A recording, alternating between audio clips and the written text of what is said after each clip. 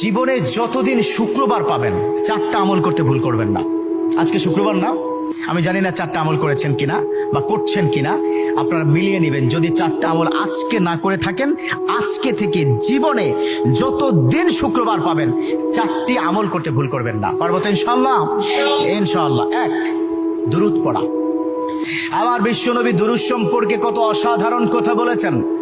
একজন সাহাবা এসে বললেন, ইলা রাসূলুল্লাহ সাল্লাল্লাহু আলাইহি ওয়াসাল্লাম, ও নবী, আমি যদি আপনার প্রতি দিনের এক তৃতীয়াংশ ধরে দুরূদ শরীফ পড়ি আমি কি নিয়ামত পাবো?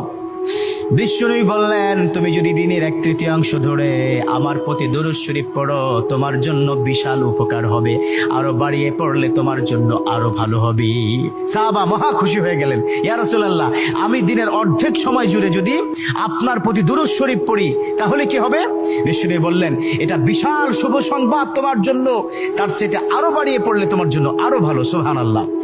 বিশ্বনবীর কথা আবেগতাড়িত হয়ে সাহাবা বললেন, ও নবী, আমি পুরো 24 ঘন্টার যখনই সময় পাবো তখনই যদি আপনার প্রতি দুরূদ শরীফ আমি পড়তে পারি গো নবী। আমার নবী মুচকি এসে বললেন, তাই যদি হয়, ওয়া কানা মাই ফিল জান্নাহ, ও আমার সাহাবা, তুমি যদি 24 ঘন্টা ধরে যখন সুযোগ পাও তখনই দুরূদ শরীফ পড়ো, তুমি আমার সাথে আল্লাহর জান্নাতে যাবে। সুবহানাল্লাহ। এর মানে দুরূদের কি পাওয়ার!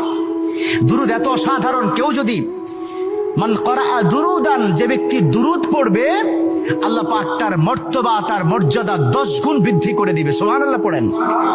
যে ব্যক্তি দুরূদ শরীফ পড়বে আল্লাহ পাক তার আমলনামা থেকে 10টি বদ আমল কেটে দিবে। সুবহানাল্লাহ পড়েন। যে ব্যক্তি দুরূদ শরীফ পড়বে আল্লাহ পাক তাকে 10টি নিয়ামত দান করবেন, যে নিয়ামত সে কখনো ভাবতে পারেনি। সুবহানাল্লাহ পড়েন। তার মানে দুরূদ শরীফ কি কত অসাধারণ না? মান লাজিমাল ইস্তিগফার। দ্বিতীয়টি হচ্ছে ইস্তেগফার পড়া। জুমার দিনে অবশ্যই ইস্তেগফার পড়বেন। ইস্তেগফার কত অসাধারণ কথা। মান লাজিমাল ইস্তেগফার, যে ইস্তেগফারটাকে লাজিম করে নেয়, অর্থাৎ কথায় কথায় সময় পেলে আস্তাগফিরুল্লাহ আস্তাগফিরুল্লাহ আস্তাগফিরুল্লাহাল্লাযী লা ইলাহা ইল্লা হুয়াল হাইয়ুল কাইয়্যুম ওয়া আতুবু ইলাইহি। কোথাও ভুলে হয়তো একটু ফেসবুকে কোন একটা নারীর ছবি চলে আসলো, আস্তাগফিরুল্লাহ স্কিপ করে দিল। এরকম ইস্তেগফার যে ব্যক্তি লাজিম করে নিল, কথায় কথায় সুযোগ পেলে যে ইস্তেগফার পড়ে, আল্লাহ পাক তার পিছনের গুনাহগুলো ক্ষমা করে দেয়। সুবহানাল্লাহ। তৃতীয় নম্বর কাজ দেব, জুমার দিনে ভুল করবেন না, সেটা হলো ফজরের নামাজটা আদায় করতে ভুল করবেন না। এখন যদি আমি জিজ্ঞাসা করি, মাশাআল্লাহ, এখানে যতজন আছেন আজকে ফজরের নামাজ পড়ছেন কিনা, মনে হয় না আমি খুব বেশি পাবো যে ফজরের নামাজ পড়েছেন।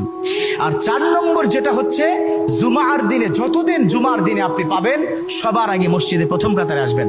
বিশ্বনবীর হাদিস,